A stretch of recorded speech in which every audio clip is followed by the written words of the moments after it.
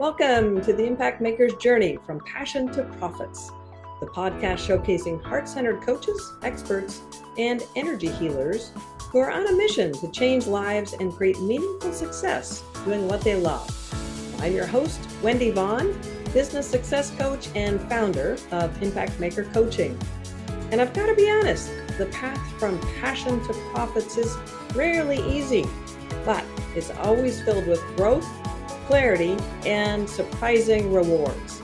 Now, each week I sit down with inspiring impact makers who have turned their knowledge and wisdom into thriving businesses that are making a meaningful difference for others.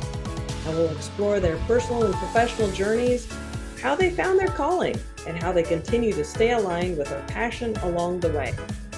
So if you're here to expand your vision about what's possible for yourself, you're in the right place. So join me as we discover the positive ripple effects created by today's guest. All right, hi there. I have as my guest today, Matt Douglas. So Matt is a teen and young adult mentor, as well as an academic counselor, and he's also an author. So I'm super excited to chat with you today. Welcome, Matt. Hi, Great to have you Wendy. as a guest. Yeah, it's great to be here. Yeah, so what we're going to be diving into today is just the journey of an entrepreneur, right? Because it is a journey. Every entrepreneur goes on a business development and really an inner development journey with the true vision and I call it a mission, right? Of making a meaningful difference for others. And it results in the ripple effects creating, I believe, an impact on our world.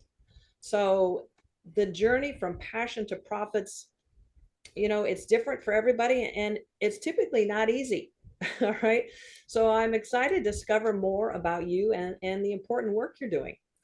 So, first of all, Matt, when did you become a professional coach? Well, it was probably about 7 years ago or so. I had been in education, my whole career. After graduating college, I was a teacher and then an administrator at a private school and some other things in between. And yeah, about 7 years ago, I made the leap. I was working at a school doing mentorship and some coaching kind of in a school format for a number of Okay. students. And then I left to do it basically on my own with my own private clients and their families. Interesting. So you really felt that, I guess, sense of, satisfaction in working with people at that age and just supporting them to gain kind of a clarity around what the heck should I be doing? Right? Yeah, I've kind of always considered myself an educator. I use that term pretty generally, and it's I don't know if you call it a calling or whatever, but I've always felt called to it in some way since I realized sort of what it was. And I get this personal satisfaction and joy out of working with students, mostly middle school and high school and into early 20s. And I felt like that work that I was doing at a school was very meaningful, but I felt like I could do it in a way that worked better for myself and my personal goals if I Mm-hmm. went out and did it privately. And it's Right. never perfect and it's often hard in some ways, but I'm glad I made the jump and it's been really, really good for me in a lot of ways since then. Yeah, no, when you're working within another entity or organization, you have to play by their rules. You have Sure. parameters and, a specific role that you're serving. And then when you break out of that or launch out of that, you have a lot more flexibility and creativity and can bring more of your bigger vision into that. So curiously, why do parents of teens as well as those young adults hire you?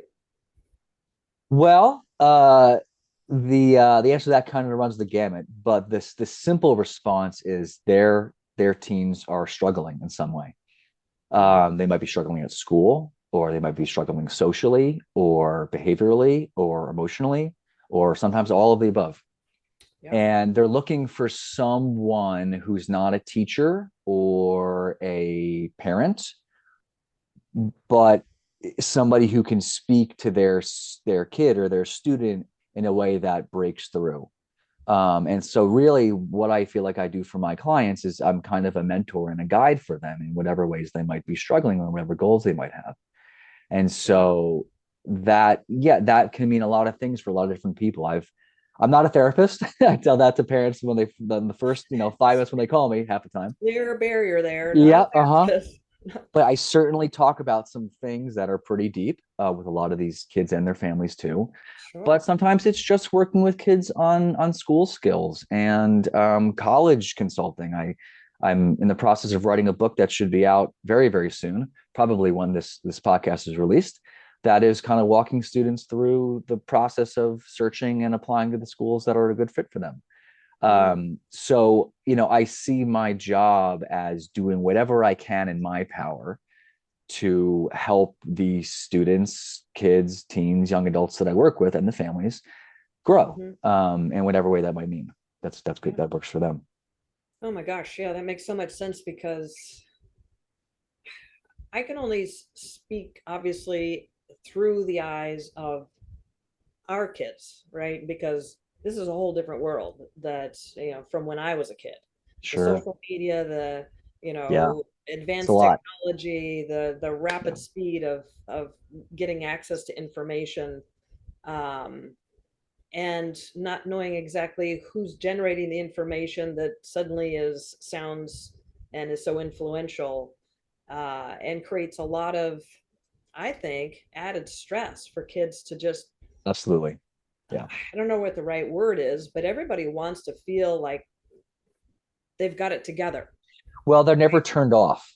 So Yeah. in this age that we live in, and especially these kids and these teens who are living through it, their phone is always on. And every that means the whole world And is always there. notifications. Ding, ding, Yep. ding. Yep. And it's very hard for many of them. And Mm-hmm. and I'm 37, so I'm kind of on the cusp of the older generation and the newer one. So I can kind of see both sides of it. And yeah, I think there's a lot of challenges that the newer generation is facing that Yeah, just are the not apparent. comparisonitis, right? They see what others are doing, and it's comparing them to us, them, the others to the teen, and feeling all this pressure to, oh, maybe that's what I should do, or maybe, boy, they're getting a lot of recognition, I should do that, and should, instead of really finding that inner clarity, which it sounds like a lot of the work that you do is to support them in making those better life decisions based on maybe what their ideals are, that Yeah. resonate, even if Yeah, it's that's pretty accurate. choosing the their homework schedule, as well as choosing the college career path. Those kinds of things are just such big decisions at that age, Yeah. and the parents are sometimes not unbiased, and they come with all sorts of other, maybe, um, expectations that create Definitely. a different level of Absolutely. stress for the kids. I don't know, Yes. speaking personally about our Yes. three boys. Yeah. So How old are your boys now? the youngest is 23, Okay. 23, then 26 and 28.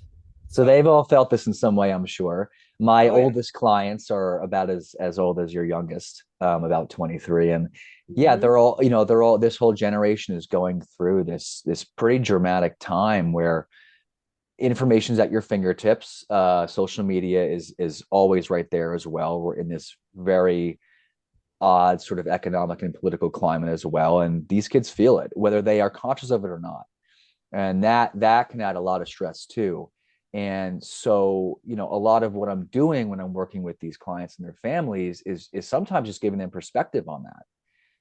If you're 15 years old and this is the world you've grown up in, it's all you know. And Hmm. so, my life has been different than theirs, of course, but I can share a lot and I can share stories of other clients that I've worked with in other situations and show Yeah. them that their world is bigger than they might realize. Yeah, no, and in fact, I was going to ask you if you could share maybe a story, obviously not including names, but of a client that has really made a meaningful shift as a result of your support and mentorship. Can you maybe share with us a little? Yeah, sure. I'm going to kind of generalize a few clients that have had very similar trajectories. Okay. So a lot of the students that I will work with are the parents will call me because they're struggling in school.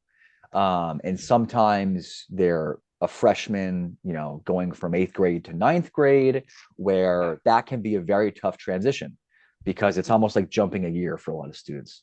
The expectations change, the environment changes. Right. Sometimes, though, they're juniors, and it wasn't until junior year when things got really tough.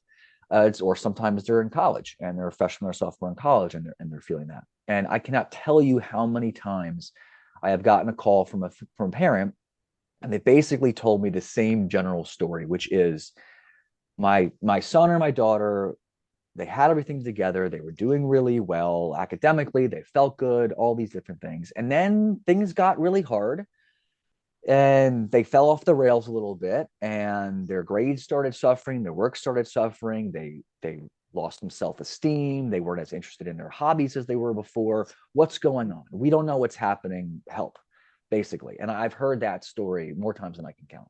Mm-hmm. Mm-hmm. And what typically happens when I start working with a student like that is I'm trying to identify where are their stress points. So what has gotten more difficult? What about school has gotten harder? What about their life has gotten harder? Or what about what's changed? And once I can identify some of those things, I can really work to address them. And so often, and here's sort of the common story, often it's a fairly bright student who just kind of went to class and sat there and learned and did well on the test, and they never had to do any work at home. So Right. they never learned any school skills or executive functioning. So they never learned how to take notes, never learned how to study. They never really learned how to manage their time. And so Mm. once school got a lot more difficult and they couldn't keep all that information in their head anymore, well, now Right. suddenly they're not taking notes. They don't know what they're doing. They don't know how to study because they never studied before. They don't know how to manage their time. And so things are falling apart. And so what Right. I do is once I've identified some of those problems or challenges, we're building up the skills to address those. I'm teaching them Mm. note-taking skills or study skills. We're working on, you have a test coming up in 2 days. Let's talk about how you're going to plan for it and study for it. I give them all kinds of examples of other students I've worked with where the same thing has happened, and here's how they got out of it. I talk to the Mm. parents and the family about the same kind of things to give them some perspective. I was just talking to a family last week, and they had just called for the first time. This is the exact situation, and basically I said, "Hey, your kid is unique, of course, but they're not. I've seen this so many times." And Right. just me telling that to them was a relief because they're like, we're not alone. Yeah. And Yeah. so what I'm doing with these students is building them up, building these skills up so that they can succeed in the future. And look, school's always going to be challenging in some way, but these kids, if there's even a little bit of motivation on their end to improve, they almost always do, and often pretty Mhm. significantly. So Yeah. yeah, Yeah. No, that's so critical because, like you said, people are uh, into the mode of you can succeed at a certain level, and then when things get a little bit challenging or more distractions or whatnot, if you don't have those skills or systems in place to kind of continue the trajectory, it's like, oh, barrier. yeah, So, I'm just curious. I mean, it sounds like a lot of the work that you do is also supporting them to be successful in a college situation, because definitely. let's face it, that's a whole new level of academic Yeah. demands and distractions and It's the time academic management, demands. you know. Yeah, it's the academic demands combined with the independent living. And Mhm. one or both of those things can be a challenge for a lot of students going off to Yeah. college. So setting them up at this age with those skills, systems, and perspective really catapults the success rate, I would imagine, within, through college. Yeah, yeah, Yeah. Oh, that's great. Yeah. So I know that you're writing a book, and it might be yeah. published soon, very soon. I'm knock So on tell us, wood, it's coming. yeah, yeah. Um, So tell us a little bit about that. What's the name of the book, and give us some little juice yeah. here, So by the time this is released, it should be out, which is right? great. The book is called Unlocking College Admissions, your step-by-step workbook for finding the right college and getting in. Mm. And I think the name kind of says it all. Yeah. So, what I've done over my career, first informally and now much more formally, is helping students through the process of finding the right college and applying and hopefully getting in. And so, I started this, I worked with lots of high school students, and the more you work with high school students, the more college is part of the conversation. And then in the Yep. past 2 or 3 years, I've started working much more formally with a college consulting company. They specialize in working with students with learning differences, but I work with all students. And so through the process of doing this sort of education and mentorship work on my own, and then getting more formally trained, I've learned a lot. And what I tried to do as an educator, if I was going to write something and put it out, I wanted it to basically be my voice and the kind of mentorship and guidance I would give on paper in a book form. Mm. And instead of it costing $5, $8, $10,000 that a college consultant might cost, this is going to be like $18. And so basically what the book is it's a workbook, which is what it sounds like. And it's fairly short, simple, easy to use. The goal is a kid could actually use it. I mean, kids don't read books, unfortunately, and they're certainly not reading a lot of college books. The parents might be, but the students usually aren't. Right, So right. this is for the kids. This is for a kid to open and use. And Okay. so the first half or so of the book is what to do when you're a freshman or sophomore or a junior or senior, how to think about college or other possible programs, how to search for colleges, what are your priorities, how to match those to the schools that are out there. There are literally thousands. Yeah, And then right once you've there. started to, That's it's always overwhelming. Yeah. exactly. And so once you've done that, it's then, okay, how do you apply to these schools? And throughout the Mhm. process, I'm also talking to them about what you can do as a high school student to build up your high school resume to apply Oh, and give yourself a better wow. chance to get in. So, how to think Phew, about choosing huge. classes, how to think about taking SATs or ACTs, the whole process that's involved. And there's a lot. And so after that, there's a short section that's a college planning calendar. It's sort of a short and sweet. Hey, are you doing the right things as a junior, as a senior, XYZ? And then at the Because end, again, right there is total chaos and confusion. You know, for many, I work it's with lots of overwhelming. students who, it's May of their junior year and they haven't even thought much about college. And you're like, okay, you're going to be all right, but we got to backtrack a little bit and figure some stuff out. Yeah. So it's helped you on track. And then the last part is certainly for students, but I think equally, if not more helpful for parents and the professionals who might be working with the students and parents. It's a bunch of resource guides Mm, to the different aspects of the process of applying and searching for college. So nice. there's write-ups on college costs and financial aid and scholarships. There's write-ups on college essays and the SAT and the ACT, which has changed dramatically in the past few years. It's amazing how much it's changed. Also discussions on how to college search resources. There's a page at the very end for how to take notes on a college visit. So the goal is that Sounds it's an like you put like all-encompassing. everything. It's pretty much a survival guide, Matt. That's yeah, kind of. It's a survival guide. Yeah, yeah, it's a lot. It took a lot of work, and it's 98% done. Let's say we're working on some of the formatting right now, and it hopefully is out in a week or two. But yeah, it really what I did was I wrote it for the student and sort of also for the family and any people who might be working with Sure. them, but to just sort of walk through the process in the way that I would if I were working with their child. So Wow. yeah, I'm That is excited. huge. I'm excited. It's coming. Absolutely. What a profound gift that you've created for Yeah. families, right? Of teens that are really kind of like, oh my God, it's happening. I'm like What do at I that do? Where do I go? What do I? cusp Yeah. And of, so it's not just in the yeah, distance and looking at logos, it's like getting real. yeah, yeah. There's a So, lot of there's a lot of excitement and anxiety surrounding the process, and yep, and this book yep. is my And, attempt to potential gotchas, lots. mistakes, Yeah. right? What are those mistakes going to cost them if they don't understand, oh, I got to do this by this by this, and I can actually get into this college if I do this. I mean, those are pivotal. Those Yeah. are It's a 2% difference right now, but when you look at the life trajectory, working with teens and young adults creates this huge ripple effect because Yeah. they have their entire lives to live that's ahead of them, and those just little subtle changes or tweaks or decisions really make a huge shift in how their life unfolds. Not to Yeah. be overly dramatic, but it's true. Oh, the work that you do is so profound at this point in people's lives because they do have their entire life ahead of them. So, Yeah.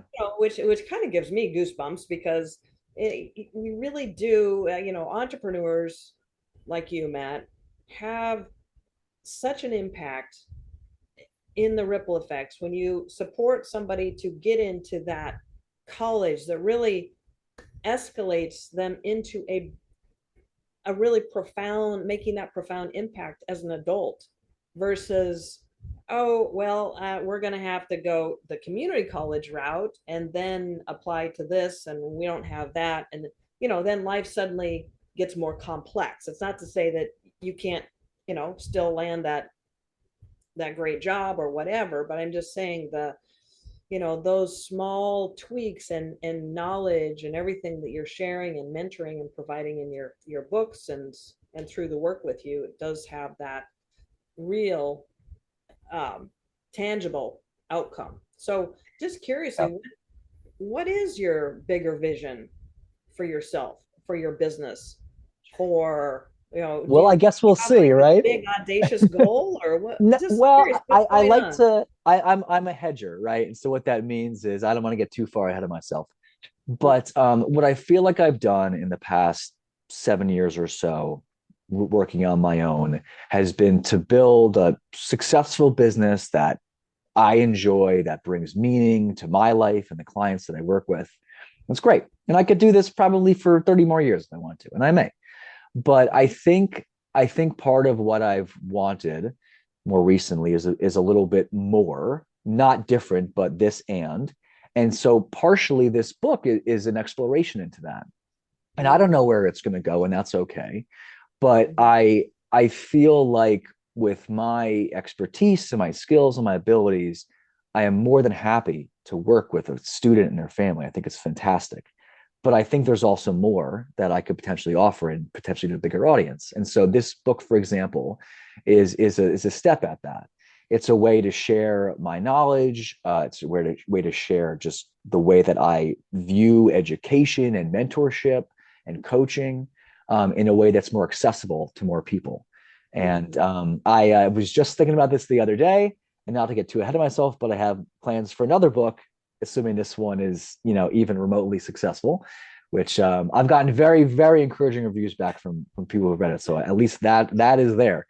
At least from what you told me. Yeah, it's a no-brainer. Yeah. So we'll see. And that in and of itself is exciting. That's exciting. That's exciting because I know there's a huge need out there. I'll just put it that way. Huge needs. It's a big gap, I think. The educational systems, the academic systems, they're doing their best. There's a lot of compliances and regulations. Everybody's doing their best, right? But there's a big gap. And kids need this additional kind of support and guidance at this point in their lives because it is very complex and very overwhelming, and a lot of maybe misinformation or just bright, shiny object syndrome that kind of kicks in. So all of the above. Yep. So thank you so much for sharing your time, being a guest on my show, and just doing the work that you've been guided to do to make that profound impact. So thank you so much, Matt. This has been my pleasure. Yeah, it's a wonderful coming on. I appreciate it. All right. Bye-bye. All right. Well, the real life transformations facilitated by experts like my guest today are truly priceless. I mean, happiness, joy, peace, love, right? These are all what each of us ultimately strives for in life. But becoming a sought after and well-paid coach or energy healer is often challenging, overwhelming, and frustrating. So if you're a heart-centered coach, expert, or energy healer who's striving for more ease, flow, and abundance, well, I've created a special gift just for you. So check out the show notes. All right. Well, this is Wendy Vaughn signing off. Thank you so much for tuning in, and be sure to join me for my next episode where we'll be inspired by yet another Impact Maker's journey.